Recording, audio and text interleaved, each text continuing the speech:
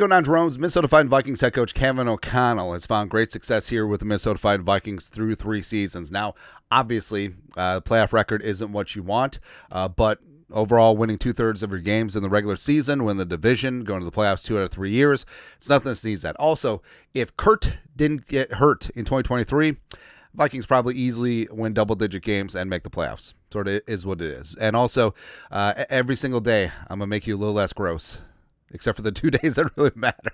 So O'Connell's done it with Kirk Cousins, with the Pastronaut, with Nick Mullins, with Sam Darnold, and I just can't wait. 10 to 15 years of JJ and KOC.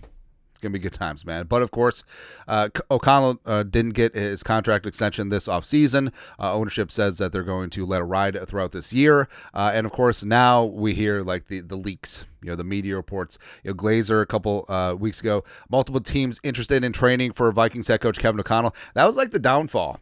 After that leaked, the team was just like, maybe not so much.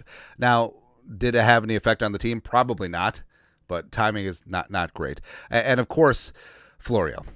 So noted self-loathing Vikings. By the way, the Vikings weren't ass, thank you, until Florio started to believe. He needs to go back to just hating on his alleged favorite team. And also, that's not a thermos. We all know this. And Florio just likes stirring up poop. And it is indeed poop season now. Poop Scoot Boogie, because he's very important. He drives a Dodge Stratus. Long story longer. All right. So the latest from Pro Football Talk from Florio. Kevin O'Connell contract talks take center stage in Minnesota. Basically, he's saying that there's a little bit of tension going on inside TCO Performance Center Bar and Grill. Free agency happens in March, the draft April. For the rest of January, the challenge for the Vikings will be to determine the long-term future of Coach Kevin O'Connell. He has earned a long-term extension. The pressure in the building on him to win a playoff game. But he's the first coach in franchise history of multiple 13-win seasons, and he's only been on the job for 3 years. The Week 18 Sunday Splash report from Jay Glazer reporting that multiple teams interested in training for O'Connell wasn't idle talk. There's tension in the relationship stemming largely from the fact that he didn't get an extension after his second season. Now that he's 1 year away from free agency, he could be willing to let it ride if necessary and hit the market. And that's exactly what Mike McCarthy did with the Cowboys. So, I don't know. But with O'Connell, obviously, you can understand, like, first 2 seasons, he did some good things, but ownership may have not seen 2023 the way that a lot of people did, where, hey, if Kurt didn't get hurt, if Jefferson didn't get hurt, blah, blah, blah, Vikings probably win double-digit games, etc. But I sort of understand from ownership perspective. All right, so year 3 was going to be the crux year where he's got his guys in the building and his scheme fully implemented, and you're going to be good to go, right?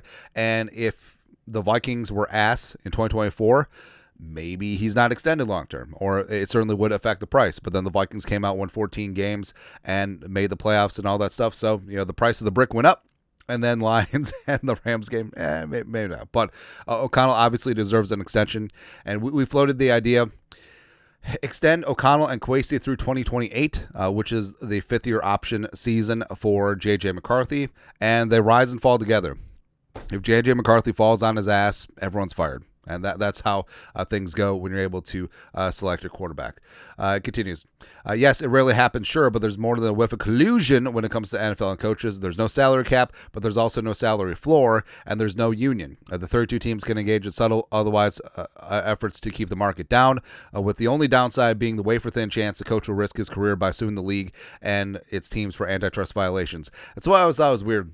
Like, top of the market for coaches is 10, 12, 15 million, and it's like, $10 million is what the Vikings paid Marcus Davenport in 2023 for like 2 games. Anyways, but you think that a really good head coach would have more of an effect on the game than Marcus Davenport? But yeah, if O'Connell chooses to bet on himself for one more year, he might end up with a lot more than what another team than whatever the Vikings would offer. I think that O'Connell's probably going to get top tier of the market, 10, $12 million a year, and he deserves it. He does. Entering the final Sunday of the regular season, his earning potential was as high as it could be. The last 2 games have to mark on it. While the impact of O'Connell will be and should be less than it will be and should be on quarterback Sam Darnold, the dynamics have changed in the aftermath of the 31-9 loss to the Lions and 27-9 loss to the Rams, which, how do you just score 9? in both games. Here's the question. Will the two sides agree on consequences of a 2-game tailspin? If the Vikings overplay their hand, O'Connell can say, screw it, and then he can voluntarily coach as a lame duck and make himself available to everyone in 2026. Now, it's really tough to coach as a lame duck because the players that continue out. Because, like, why do I have to listen to this guy? Especially if things get tough. The Vikings lose some games next year. It's like, why do I have to listen to this guy? He's not going to be around. Like, he's not investing in it, so I'm just going to play for myself.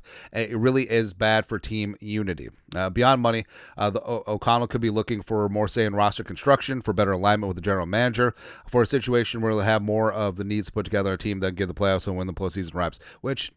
I don't know. It does seem like the media is trying to drive a wedge in between Kevin O'Connell and Kwesi, a wedge that does not appear to be there. O'Connell, Kwesi seem to be in lockstep. There isn't rumors and all these leaks about dissension in the ranks, like the Zimmer-Spielman arrangement. But Kevin O'Connell, Kwesi came in together, and by all accounts, they have a very good working relationship. So this is just trying to stir that pot just a little bit. If there's an impasse, the Vikings will have to choose between one or more year and no compensation on the back end, and listening to teams who might talk about Colin about O'Connell. Now, if a team comes in and offers 3 first-round picks for KOC, maybe we'll listen. It's unclear what another team would offer or what the Vikings would want, but it bears watching. Coincidentally or not, recent coaches traded, so like Parcells, John Gruden, stupid-ass Sean Payton, essentially. Coincidentally or not, the Jets have interviewed for a vacant GM position, Mogi and Mowgli, like from the Jungle Book, and O'Connell played college football together at San Diego State. They were roommates. Woo, connection there.